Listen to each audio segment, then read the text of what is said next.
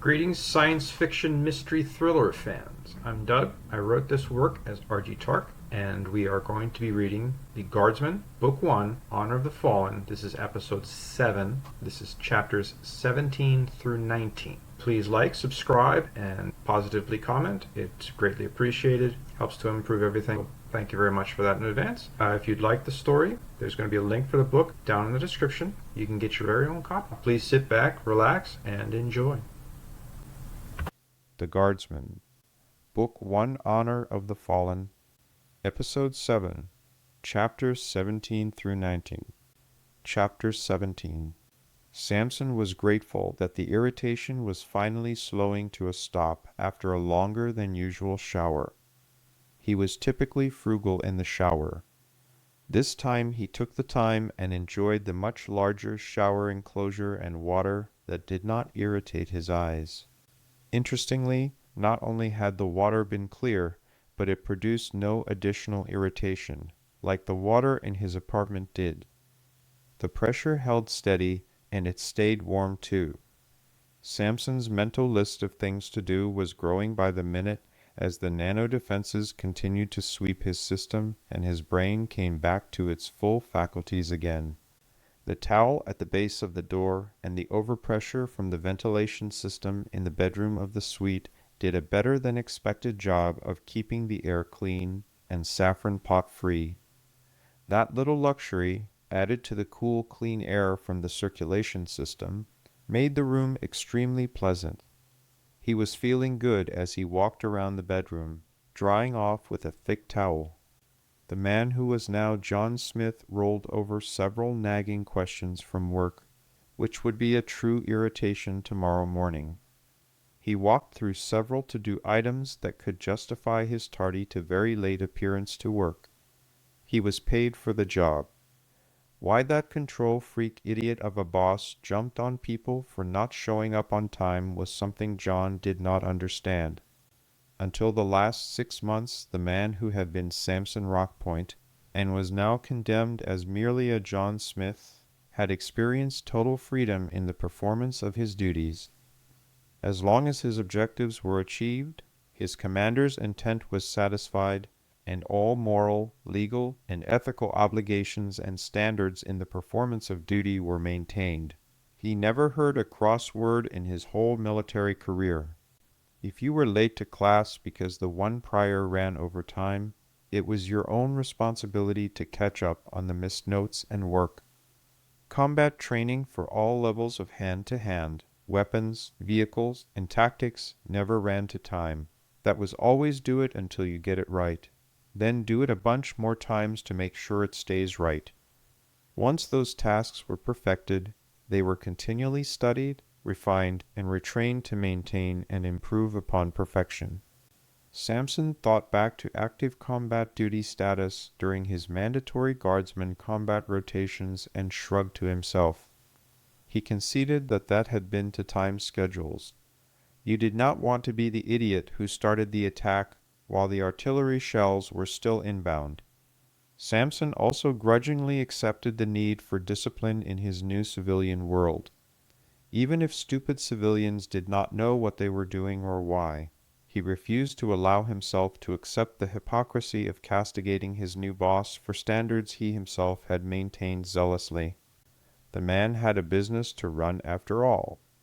That was his boss's livelihood, and since the man was now higher than John Smith on the social strata, which was the end of that, John worked for the man.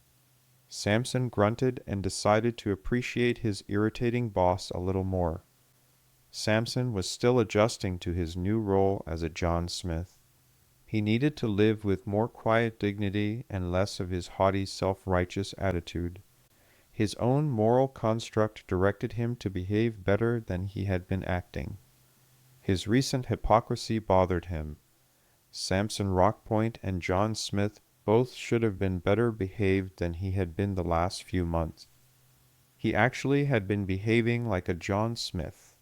He ran his hands through his hair and did not feel the telltale greasiness from the expelled nano-gunk.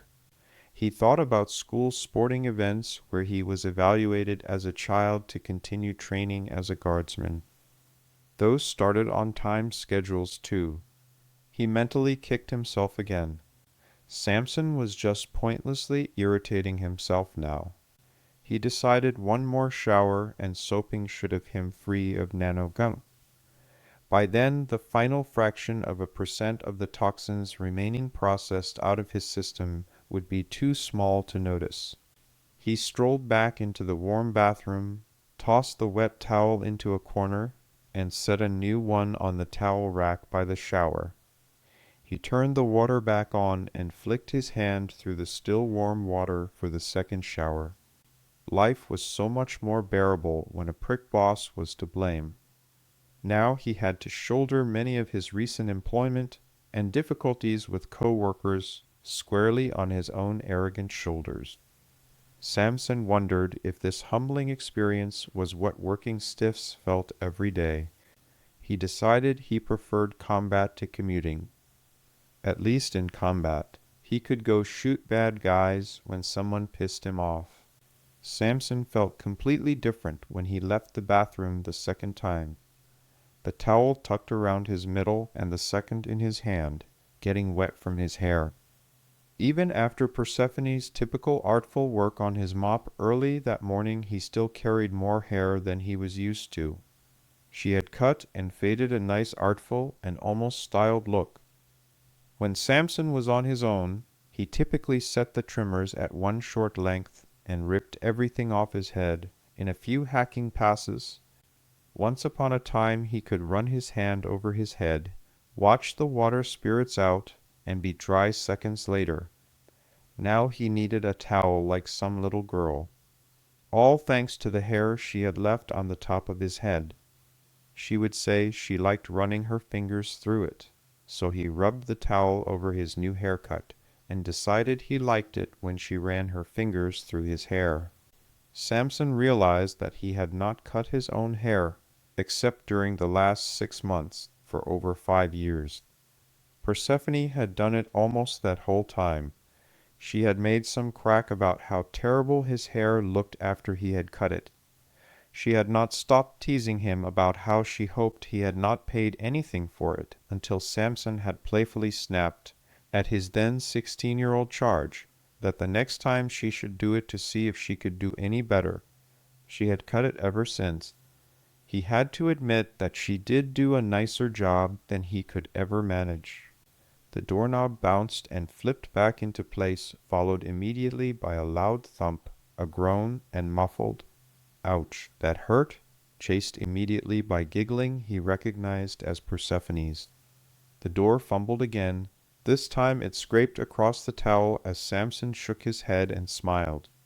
He pulled the towel back with his toes and Persephone crashed into the door jamb, smacking her shoulder and forehead. "Ouch. Oh, it feels all tingly." Samson caught her, twisted her out of her tangled state between the door and frame, propped her against the wall, then closed and locked the door. When he bent over to replace the towel, at the base of the door, Persephone slapped the back of his head. "I like your hair short, you big ogre, and keep it that way." He reminded, "You cut it, remember? Or is that an order, little queen?" Samson tucked her into his arms and maneuvered her to the bed. On the way, she lost her shoes, with much squirming and giggling. While he was pulling the sheets back to deposit her, Persephone retorted, "How dare you demote me, peasant? As handsome as you are, I am empress of the known universe and even the ones we don't know." She flung her shirt as if to punctuate her delivery. "They just don't know it yet." Placating the loopy girl, he agreed. "Okay, little empress, we can talk to your mother about that when we get you home." Persephone giggled as she caressed Samson's face, neck, and chest. "She is only keeping my chair warm for me. Now all I need to do is find myself an emperor worthy of my interests." She purred her sexy, intoxicated purr and asked, "Do you know where I could find any?" Samson asked dryly, Have you tried employment agencies? She made a face and snapped.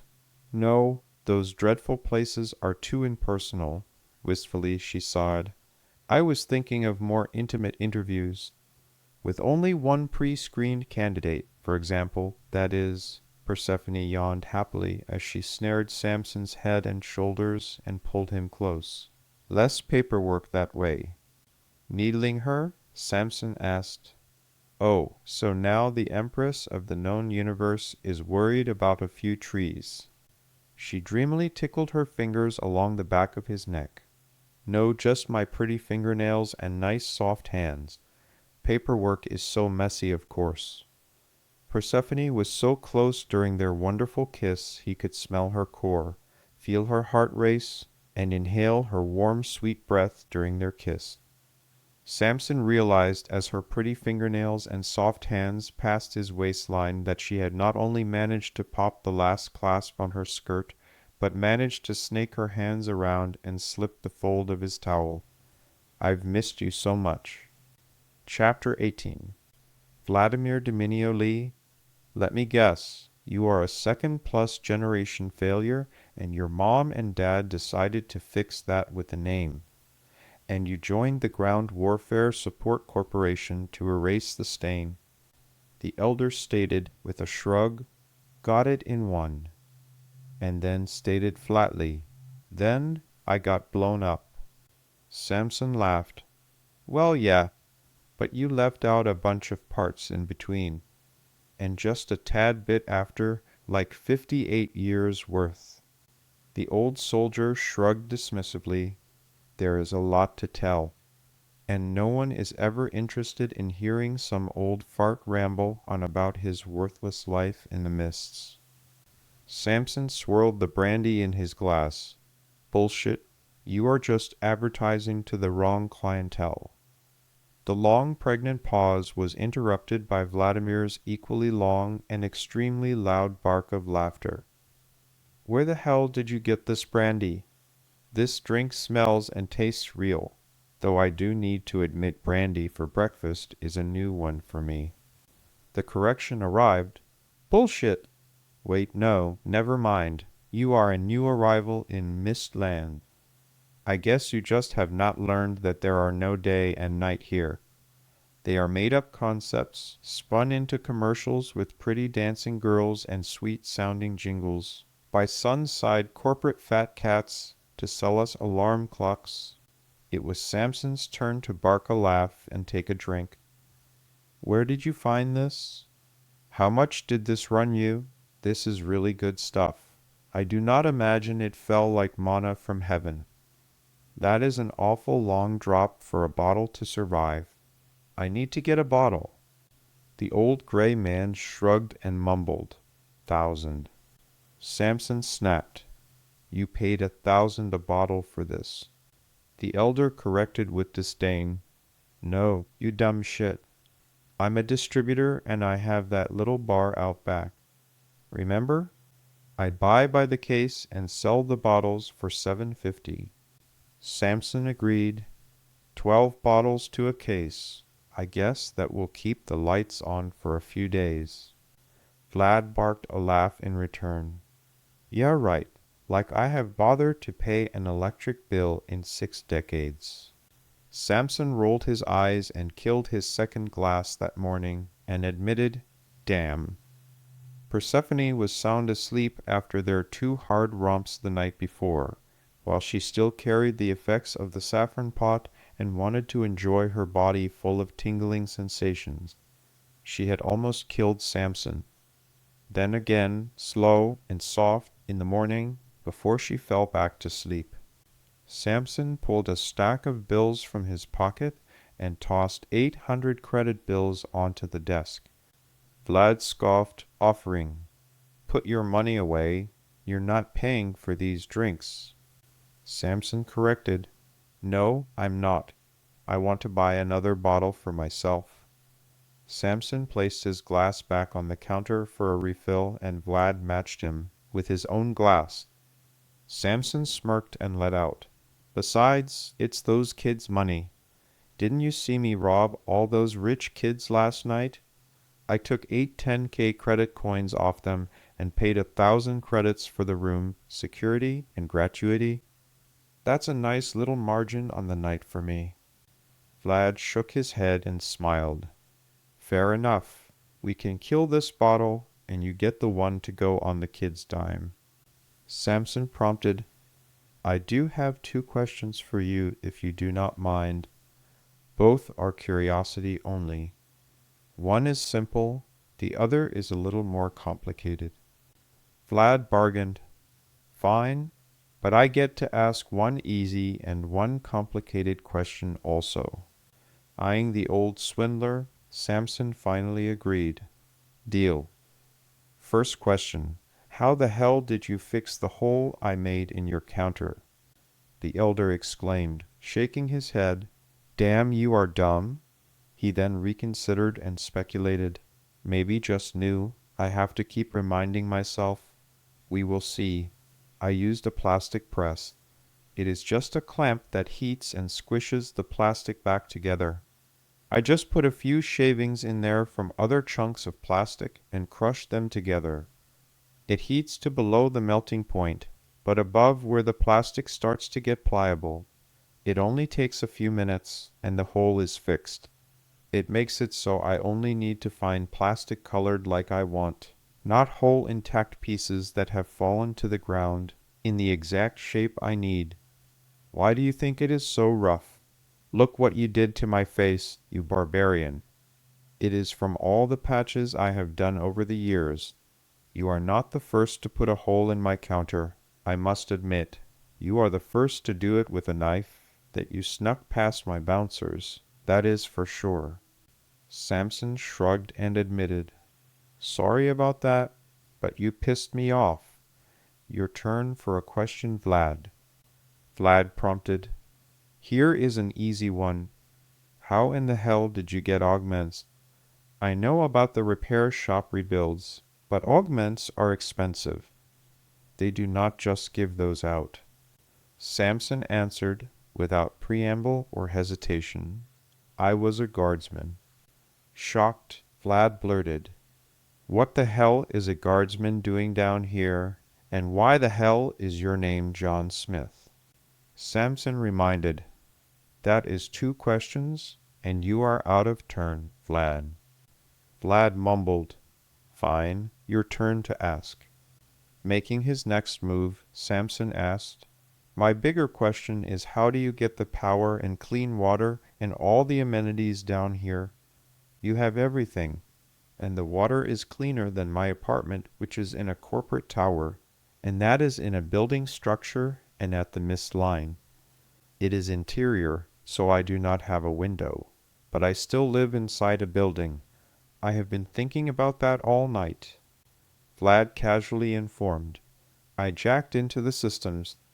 Water and data are easy. Find a pipe or box with what you want, preferably under a structure, so your hack is not crushed by falling debris or crashing wrecks. You make a hole, attach your pipes, and you are in. Electric connections are a little harder. Samson exclaimed, I'll say, those are liquid-cooled superconducting mega lines. One mistake and you freeze-fry your hands off even through gloves. Another mistake and you explode into gigavolt charred scavenger food. Vlad confirmed, Didn't you listen when I told you yesterday that I was a fuel cell tech? Recalling, Samson acknowledged, Yes. Oh, never mind, I get it. Superconducting mega lines are run on the same principles as superconducting liquid fuel cells when they convert energy from cell to vehicle. So, you took that small connection between the vehicle and fuel cell, copied the plan, and made it longer. Instead of being just a fuel cell with a short superconducting transfer to the vehicle, you extended the fuel cell connection's length so you could work with it safely away from the main lines. I bet you ran it to some conventional electric junction box you set up here and you split it to the restaurant, hotel, and club. Vlad accepted. You got it in one. There may be hope for you yet. My skills are highly valued down here. I was nothing but a crippled pile of dirt up above and stumbled down here with friends after work one day. I had no attachments and no prospects. Most of the shanties were running generators or battery banks. I realized what I could build down here. I bought all the basic tools I would need with my savings and in advance on my campaign residuals. I started building all of this a little over 55 years ago. When he finished, a few seconds passed before Vlad's eyes flicked up, over Samson's left shoulder. As he turned to see who was behind him, a soft, loving hand ran over Samson's head hair and back down his neck, while the rest of Persephone settled in his lap.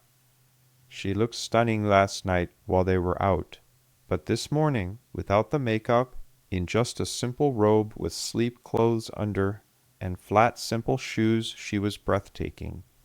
She mumbled, "I've been looking for you." The elder spoke flatly, "Oh, I see now." Vlad's comment snapped Samson out of the trance he had fallen into when he looked into her eyes. "Shit." Confused, Persephone asked, "What's wrong, Samson?" Vlad answered for Samson, drawing Persephone's mild irritation, but stronger curiosity. "He is upset because you just answered my next question for me, and now I get to ask him one more. That is much more interesting. And he is honor-bound to answer in payment for trade." Visibly confused, she told them both, "I do not understand. Payment for what? You have our money from last night." Like it was the most obvious thing in the world, he told her, "Information last. We are asking questions back and forth, and we cannot let the other get a better hand because everything down here is a dance between predators. The first one that slips becomes lunch. Now I have a decided advantage over him because he only has 2 answers, and I have 2 now thanks to your arrival, and am about to have my 3rd when I ask the next question." Confused, Persephone asked, "What did I answer?" "All I said was I was looking for him, and I asked what's wrong." Nodding at her, Vlad offered, "Yes, you did. That is all you said. But you told me a lot more. That was a lover's touch, and now you are sitting not with, but on him. He was a guardsman, drummed out of service, and you just answered for me the why, which would have been a very interesting question to hear him answer." She asked, still perplexed, "How did I do that?" Vlad teased, asking, "She is new, isn't she, visitor?"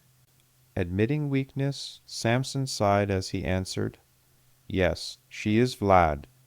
Please, take it easy on her. She does not know the rules of the game." The old spider practically salivating at the opportunity. "Fine, since you paid for the next bottle." Both men took a drink, and Persephone plucked Samson's glass from his fingers, smelled, and sipped Samson's glass. Persephone complimented, "That is good, Vladimir. It is a little early for brandy, though." Vlad retreaded the tired old joke. "There is no time down in the fog, young lady, just what we make. So I can drink whenever I want, and nobody can tell me otherwise." That early morning joke brought a smile to Persephone's lovely face while she reclined comfortably. "To answer your question, he is here because of you. My guess is that he was your guardsman, and he touched the forbidden fruit. I suspect a long sordid tale that resulted in his banishment from the light. Now what to ask next? The anticipation sets my lecherous old bones to tingling." Vlad rubbed his hands together and grinned a mock evil smile at the pair.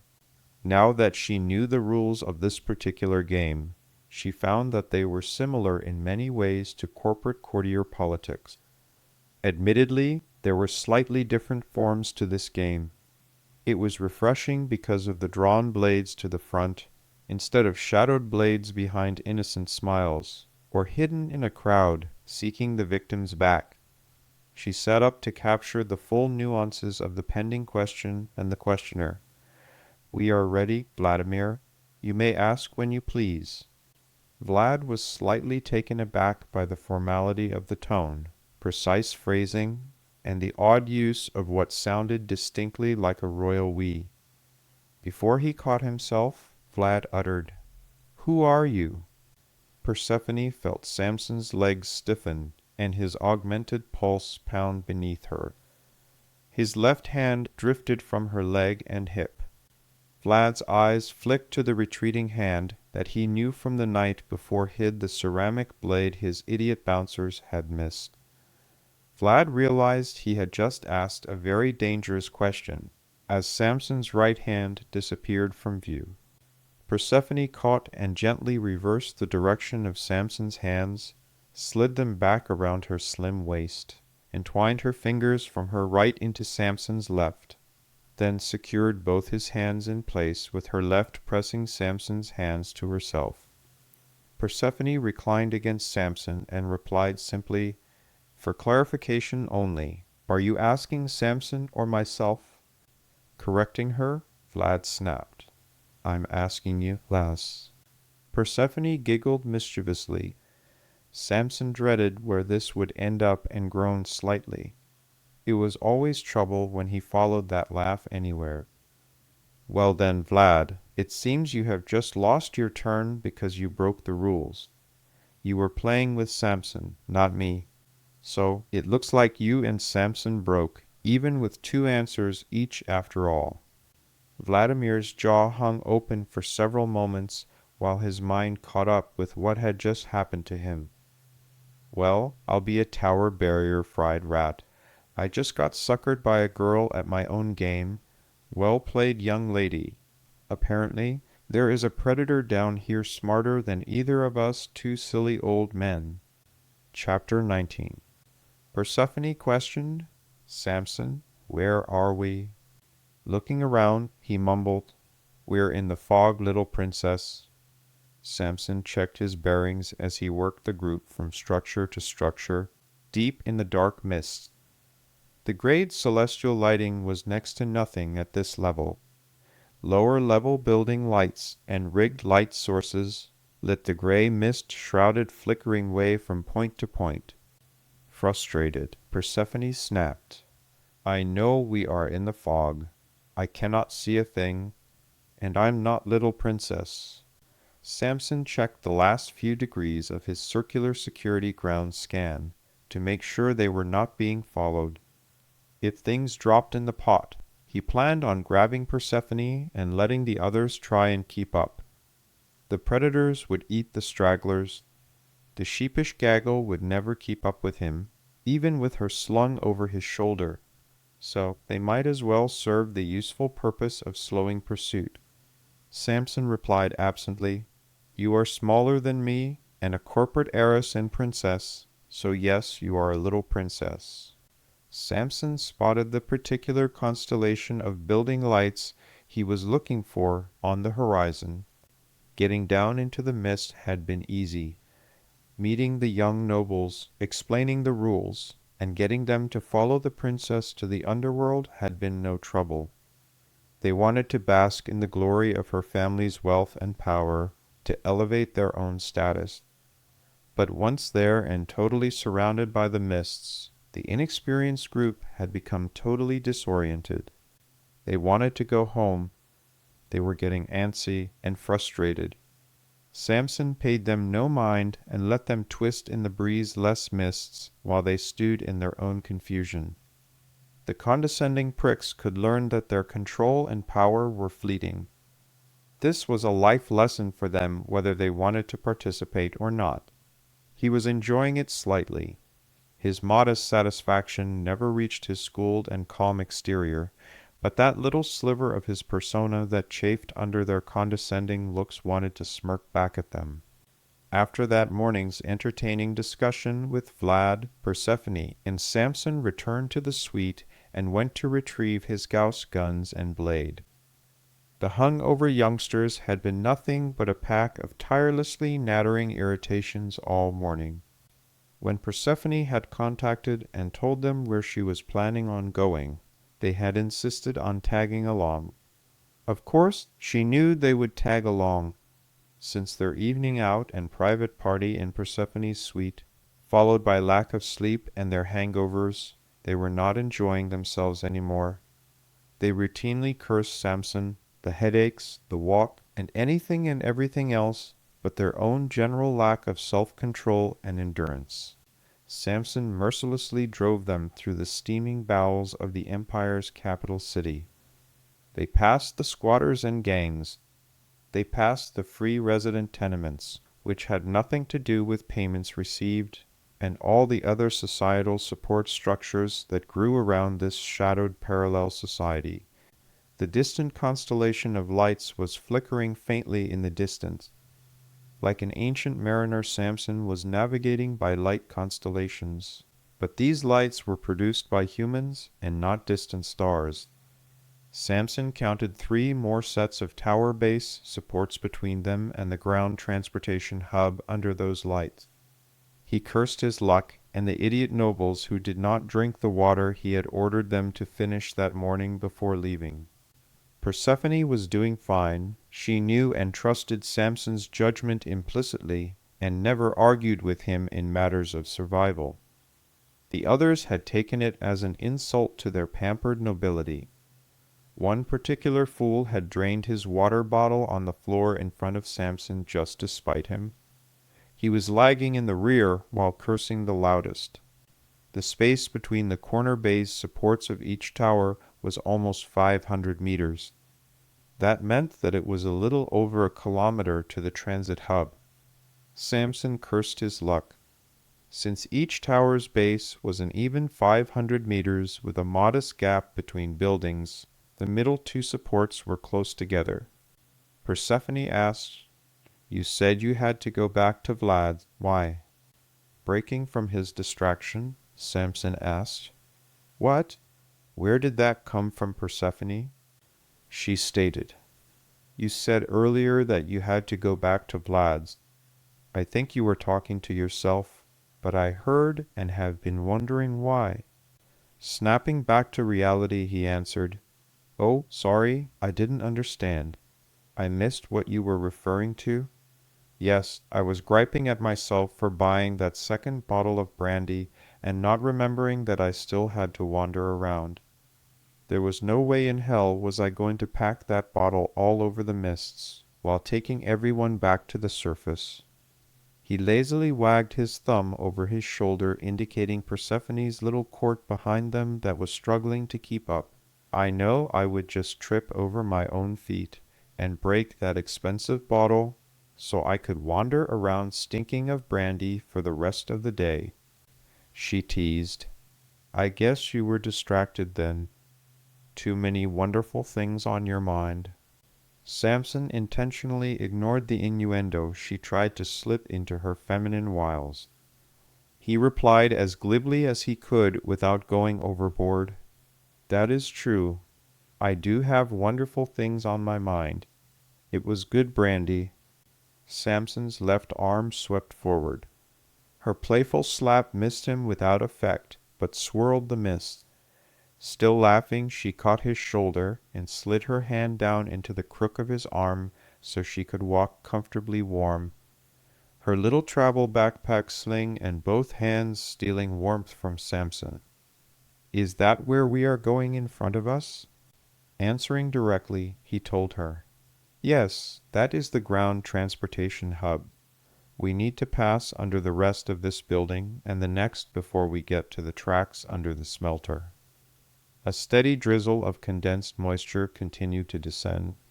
It made the nobles more irritable, since none of them had bothered packing a change of clothes as he told them, and they were all still in their party gear, silly shoes, and none of their outfits included over jackets of any kind. "It is easy to get down here. The trouble is getting back into the buildings. I come down here on business every once in a while, and on that last assignment. There were a few others before, so I have some practice. You know, I was down here hunting some petty criminal a few days ago. Getting back up is tougher because the systems are in place to keep the things on the ground out." This is my preferred route because the ground transports eventually climb to the upper roads higher in the mist. Shocked, she asked, "Really? Do we still use ground transport? I have only seen air transport and military ground units lifting from the port complexes." Samson told her, "Yes, we still use them. The majority of it is for bulk supplies and lower value cargoes that cannot be piped from point of origin to destination point B. It is mostly things from one corporate division to another like plastics, ores, some bulky machinery, and low-value ship components like armor plates or low-value things that are subcontracted from the shipyards to contractors. They are generally things too large to walk away on their own and low value enough that they are not really worth stealing. My guess is a lot of the intact things you find down here were lifted from broken down transports that failed to move fast enough as the scavengers peck over the carcasses. The tracks and ground roads for smaller loads are fairly resistant to flooding. Most of the more valuable but smaller cargoes, the ones that warrant a truck equivalent, can travel the upper level skyways anyway, so it is mostly those long multi-hundreds of ton bulk trains that are down here. Interested, she responded. Really? I never thought about it before, but you are right. I know we make starships. We have our own major ground formations, and all those subcontractor combat regiments need to buy their arms somewhere, and those are all multi-ton vehicles. I suppose that makes a lot of sense. So, the mining corporations dump the minerals down here. When they are processed, they are railed over to the factory corporations that pick up the cars and use the ores, and send finished products out the upper levels. Samson answered, "Yes, Persephone, that is basically correct. There is no point guarding rocks. When you are sending hundreds of multi-ton cars, no one really cares about a few lost rocks. Who cares if these people down here may pick up some from the trackside? It is cheaper to lose the ton of processed materials than to ship that much cargo by a more secure method. Systematically, it is cheaper to suffer the minor loss than create a massive additional cost to prevent that tiny theft." Samson was pleased with their pace. The conversation was helping the two of them cover ground and pass the time. They were entering the open flood base of the second structure. For the most part, the two of them had managed to stay out of the dripping slime, falling from above. The slime was not really water. It was too thick and slimy. It was condensed water that had picked up oils and cleaning products from above and had algae growing in it too. The outline of the transit hub was becoming apparent through the mists and large lights. The squat gray outlines of endless train cars and grubby ground service buildings began to grow with every step. The entire terminal was automated by giant arms, giant mechanical rollers capable of shuffling the loaded cars forward, gear and sprocket rollers under the tracks to assist the forward movement of the entire line. The massive yard connected the center of a spider web of tracks. It was surrounded by the mist which obscured the outlines of the massive mining, mineral, and refining corporation's smelting plant. The yard spread farther than was easily comprehensible, and it was impossible to see in the slimy and polluted mists. The whole receiving area operated with an infinitesimally small ground staff that covered and managed hundreds of kilometers of tracks and service facilities.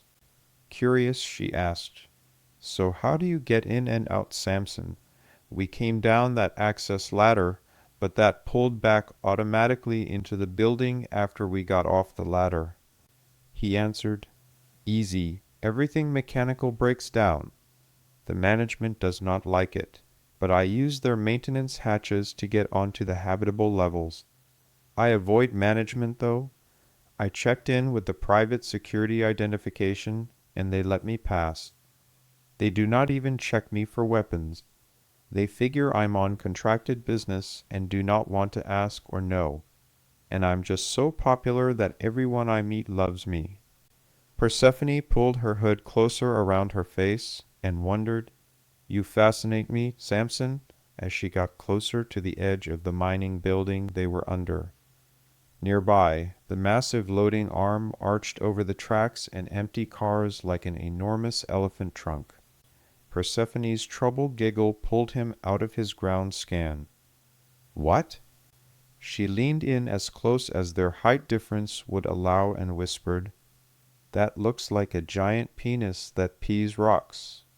Shaking his head, Samson corrected, Woman, you have a one-track mind. If the building peed rocks, it would hurt. Those sharp rocks would hurt really badly, I would imagine. Persephone's giggling turned to mischievous laughter. Her good spirits in general did nothing to improve the attitudes of her hangers-on. They were paying for their desire to rub elbows with the third most powerful person in the empire.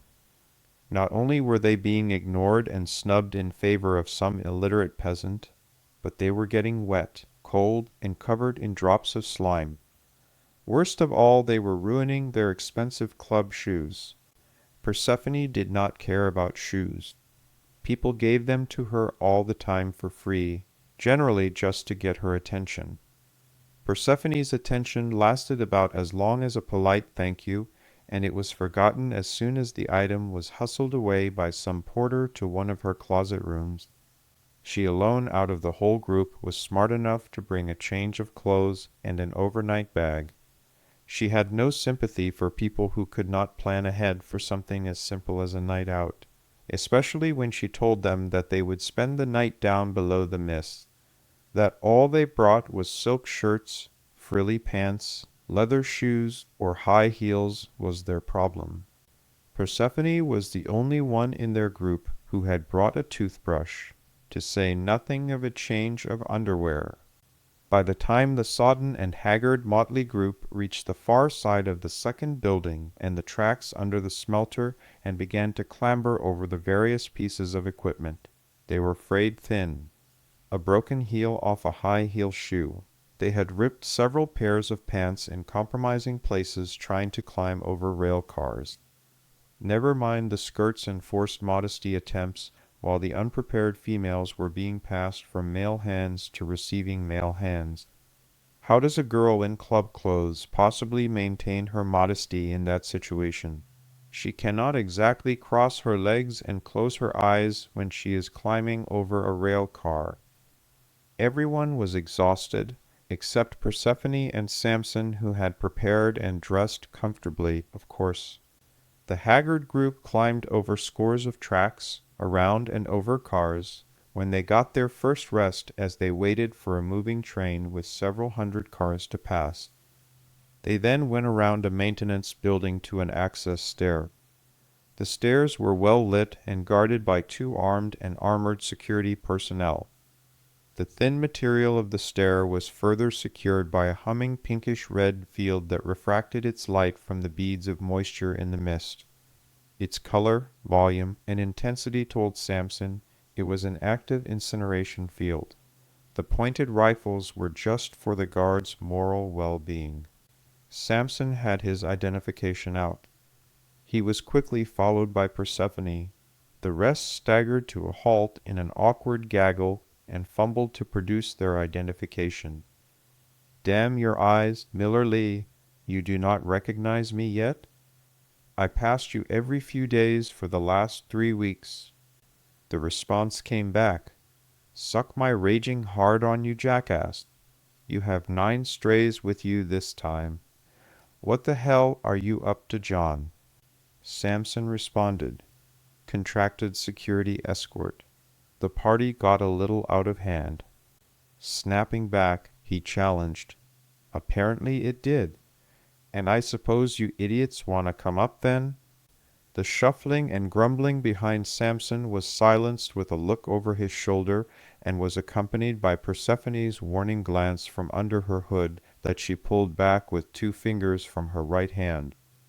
Samson could not see her face, only the top of her hood, but whatever she did silenced complaints instantly. She returned her view to the guards from the shadow of her hood, while she looked up at them on their suspended and secured stairwell. Samson answered, Yes, we would like to come up if you can find it in that black, rotting heart of yours.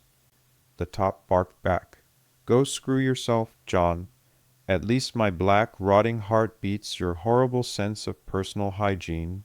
Miller slapped an illuminated button that immediately switched from angry red orange to a mellow blue-green as the security field snapped out of existence. Well, get your asses up here before the giant bugs make it up the catwalk, and we have to decontaminate before going home tonight. I swear if I see one of those nasty suckers on this walk, I will hit this button and fry your asses right along with that creepy Crawley. Samson groaned.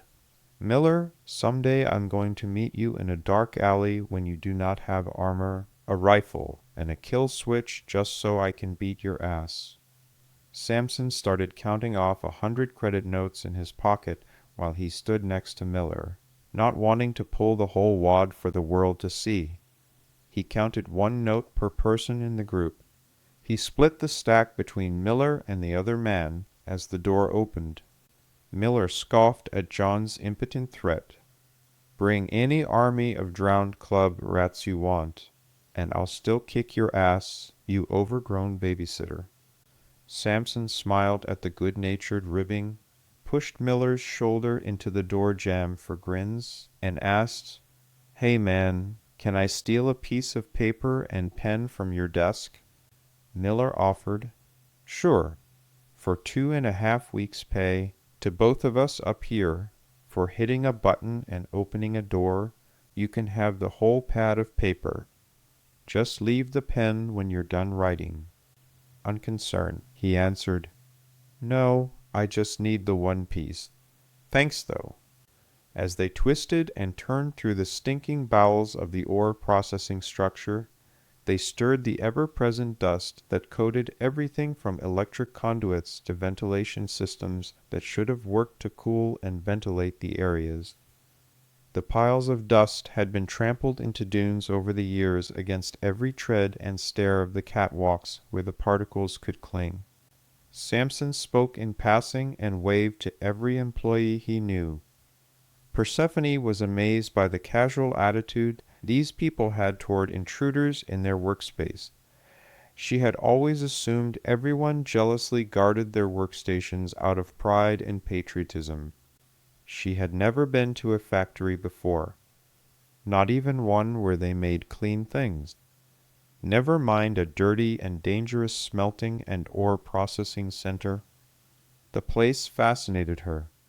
She tried desperately to trace the flow of materials, and pipes, the twisting catwalks, and the massive cauldrons suspended above their heads, moving liquid metal to cooling stations or pouring it into giant things that only seemed to splatter metal and make sparks.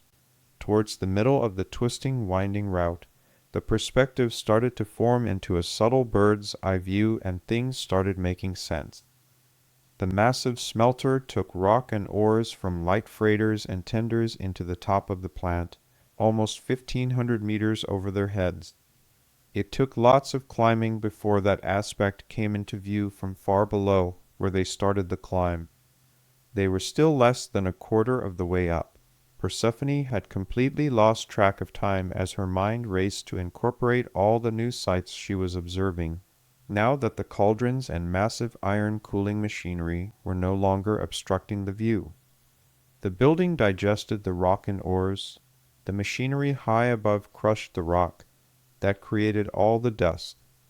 Then the metals were sifted out from the waste materials. The waste was diverted into giant ducts that repeatedly removed more and more waste materials, while continually pulling out useful materials and circulating them up to the top where they would be reincorporated into the smelting process. Separated waste disappeared into the side of the massive cavern.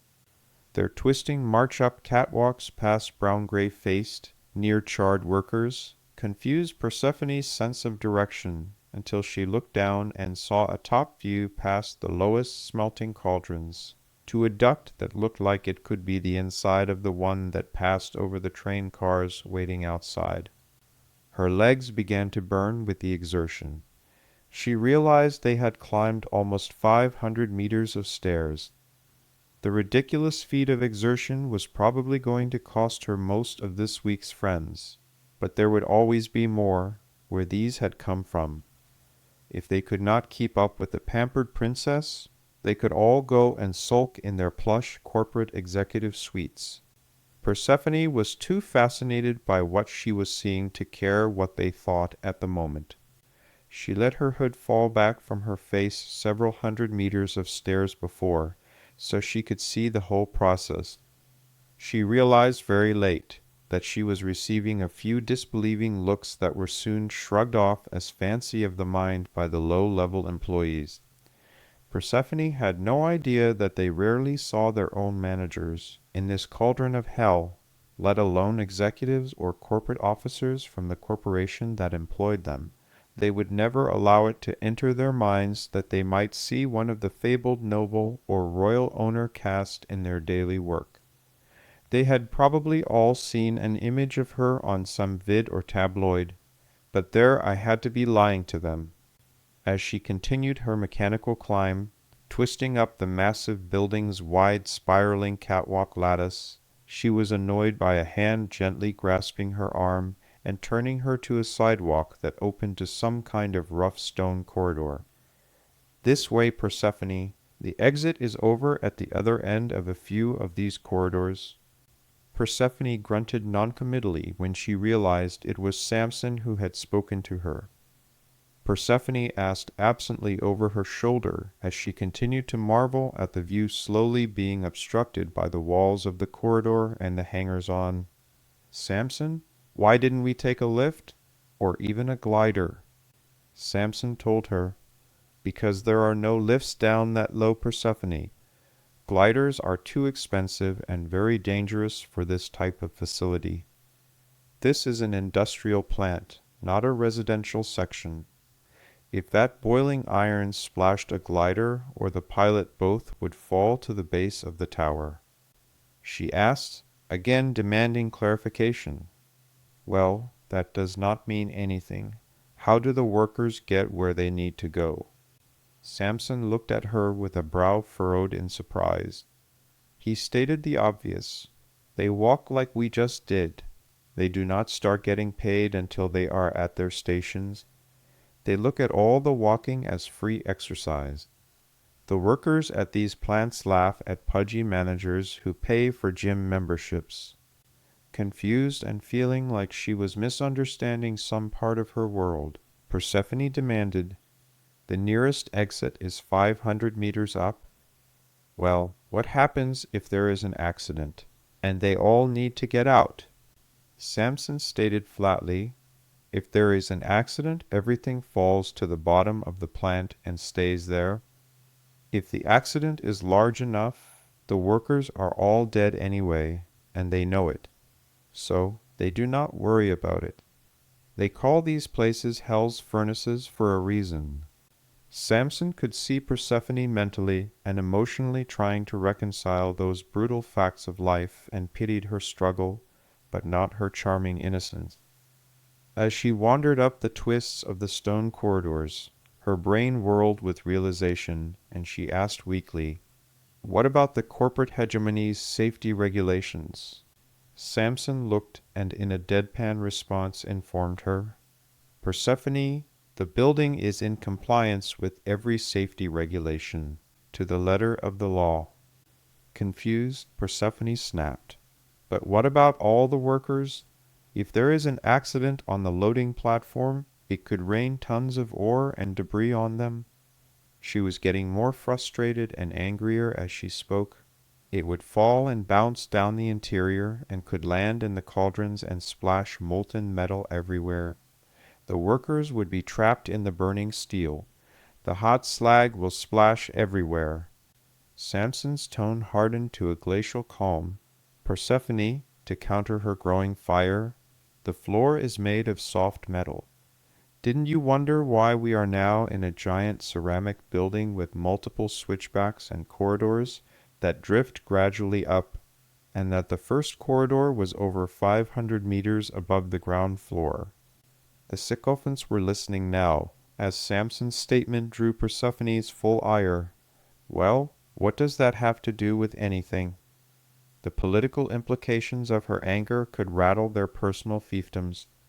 They may not have understood on an intellectual level what she was struggling with, but a furious almost empress of their megacorp hegemony was not to be taken lightly. Persephone, Samson automatically switched to his detached combat mentality where he had nothing around him but the battlefield, his weapons, and his objective. He rounded on the crown princess to face her fury square. The procession behind the pair crashed to a halt at Persephone's back. None of them ever dreamed that they would ever see someone confront her. If debris falls to the bottom, it bounces around and stays there. Then they get a crane from the top and lower prefabricated replacement parts for the ruined catwalks. They clean up the dead and move on. If the accident is catastrophic, thousands of tons of boiling rock and metal will splash and spill everywhere. It will flood the lower levels. When the molten metal reaches the bottom level of the plant, it will pool and incinerate everything up to and beyond its level. It will burn through the bottom of the plant's hollow central chamber and empty out the bottom of the tower at its lowest point. Eventually, it will spill onto the ground where cleanup crews can reclaim the metal, repair the tracks, and recycle the materials into the top of the plant. She realized and demanded, "But that is where Miller Lee is standing guard. He's your friend." Samson stated flatly, "Persephone, he won't even hear it coming. It will happen so fast that Miller will be dead before he can scream, and he knows it. It is the cleanest and most efficient way to clean up after a massive accident in one of these facilities. They bag the remains they can find. They scrape up the cooled metal. Then they restart the whole process with a new shift of smelters. They promote everyone who survives, and they hire new guys under the people they just promoted." Shattered and angry Persephone growled, "That's horrible." Samson told her directly, "That's the truth, Persephone, and there is nothing we can do to change it." Persephone positively bristled when Samson turned his back on her and started strolling back up the sloped ceramic corridor. The rest of the climb out of the facility to one of the many upper levels where air cars and public trams accessed the building was both long and silent. It was obvious Samson already had a route in mind. His finger ran down the list of transports on the map, found the one he was looking for, tapped some positions on the touch-screen digitally flagged pickup for 10, and sat on a bench at the edge of the tram landing. Persephone stood alone and brooded angrily by the edge of the landing, looking over her lovely city, the jewel of her home world. She did nothing but fume. The sycophants clustered in groups of 2 and 3 and quietly ignored Samson. They made only occasional, carefully disguised glances at Persephone, which momentarily interrupted their quiet conversations. They tried furiously to disguise the topic, but it was painfully obvious that they were failing. They discussed Persephone's rage. When the tram arrived, it was empty and Persephone was the first on board. She claimed the rear of the tram as her own. Her fury crackled as she left the plant. Samson was the only one who dared to be near her and occupied himself by scribbling with the pen and paper. After his lines and ledgers were completed, they were followed by mathematical calculations, followed by a careful recomputation and a final check to make sure he included all expenses. Finally, Samson stood and took the page to the fop he disliked the most. "Please sign the bottom." The blurted reply, "Do not instruct me, commoner," failed to impress or intimidate Samson, who slowly retracted the page and stood straight and firm. Samson's hands joined at the small of his back inside the coat, and the pen and paper shuffled to his left hand. He bent at the waist so he could be at eye level. He spoke with his glacial calm, only barely holding on to his own volcanic rage. "I didn't instruct you. I asked politely and even said please when I asked.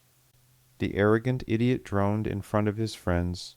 Your apology means nothing to me, peasant, now that he was back up in the light of day and his confidence was back. He was supremely confident and sure of his place in the world again. He could do anything he wanted with impunity.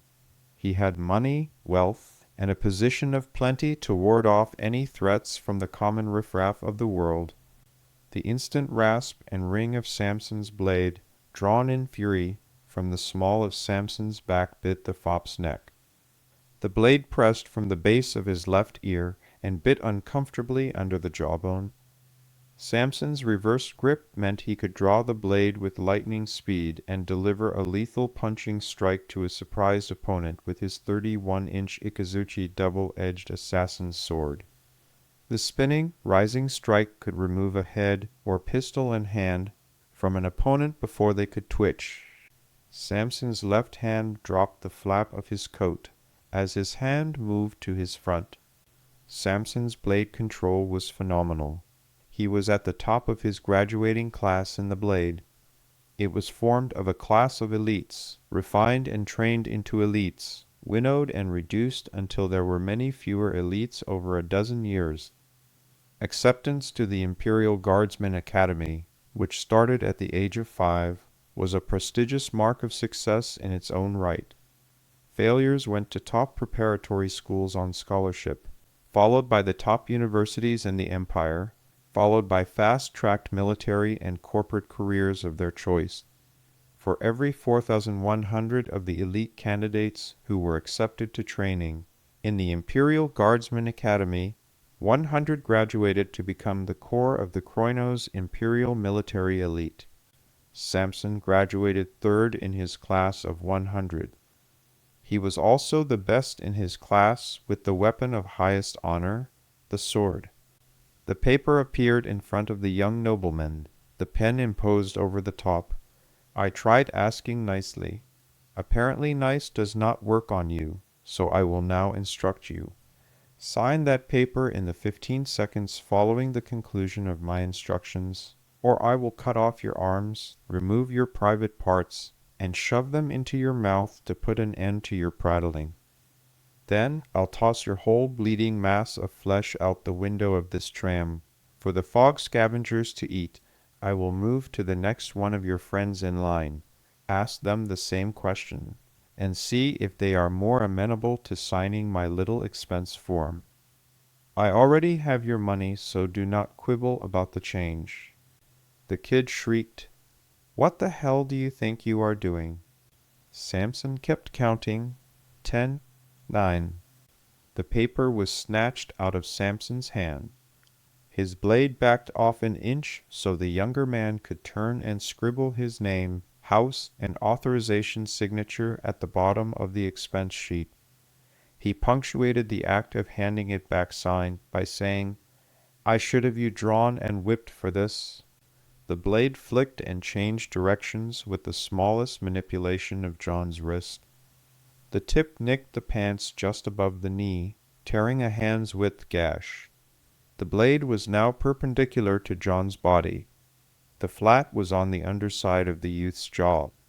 The flat lifted his face by slightly applying uncomfortable pressure under the arc of his jawbone. Samson slowly leaned forward to hold the boy's eyes. "Boy, there is an ancient warrior tradition surrounding these blades. Once drawn in anger, they must taste blood before returning home." Samson stood slowly, maintaining contact, blade to skin, careful not to let the young noble move. The boy defiantly shouted in Samson's face, "Do not think to threaten me. I'll have you hunted down and killed like the mangy animal you are." Samson heard Persephone sigh in disgust. His peripheral vision was good enough to see her head roll. He refused to lose contact with the young noble's eyes to watch her rolling her own eyes. "My name is John Smith. Hunt all you want. I am returning to the shadows after this adventure into the light once I have deposited you all in safety. I look forward to killing anyone you may send my way.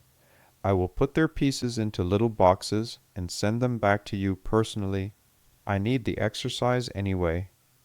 Samson flipped the cutting edge of the blade to an angle with the jawline again and rode the young man's jaw from ear to chin, opening 5 inches of ugly and fiercely bleeding, but non-lethal laceration. The skin peeled back from the outside of the left underside of his jawbone and nicked the earlobe, splitting both. It hung ugly and bled profusely. The blade reversed and bit the left sleeve of the shirt. Samson plucked the signed document off the bench. As the blood began to run, flipped it in half with his left hand and pocketed it for later use. His fingers gripped and ripped the arm off the fop shirt. He calmly folded the material square 4 times to reduce the length, wiped the blood off his blade, and zipped the razor's edge of the blade over the young man's other shoulder. Samson homed the blade with a comforting click, letting him know the blade was home. The screaming, moaning boy thrashed on the seat until Samson's left hand crushed his face with his palm, suddenly pushing his head against the glass window of the tram, and secured him in place with his fingers pinching temples. The young man helped the case by grabbing Samson's hand and arm. The folded cloth in Samson's right hand slapped the underside of the young man's jaw. Samson peeled the death grip with his left hand, pulling both of the boy's hands away from his face. Samson rotated his wrist, grabbed the young man's own left wrist, and applied the boy's hand to pressure the wound. The rip on the right sleeve was a totally unnoticed surprise to the panicked boy. The others jumped suddenly at the change of events. The shirt flayed easily along the seam, and Samson threaded the cloth between the other's hands and arms to loop it under the jaw, while both of the boy's hands still held the wound closed. Samson gently removed the outer hand while slipping the loop closer to his target. He cinched the loop tighter over the head, then pulled back the second hand so both now rested over the top of the cloth he made into a bandage. Calmly, Samson spoke like he had seen it 1,000 times, which he had, as he reassured, "Good boy, stop squealing like a little baby, and we will have you fixed in no time." The plaintive moaning and miserable thrashing slowed slightly. Samson fixed the loop and tied a knot at the top of the head opposite the jaw and behind the right ear. "I need to tighten this. It is going to hurt. Make sure you have even pressure on the outside of the bandage with both hands. Keep your fingers out from under the looped pressure bandage. Put your teeth together so you do not bite your tongue. Nod twice if you understand." The double nod came. Samson injected calmly, "Good boy, here we go. On 1, 3. The squealing moan of pain turned into a juvenile growl as Samson cinched the pressure bandage in place early, wrapped and secured the square knot.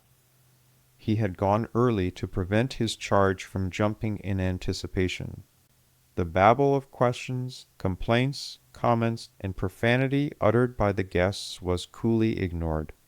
Samson smiled ruefully as he thought of 2 separate and distinct phrases that soldiers have used since scars and healing first graced the human race, and spoke them out loud.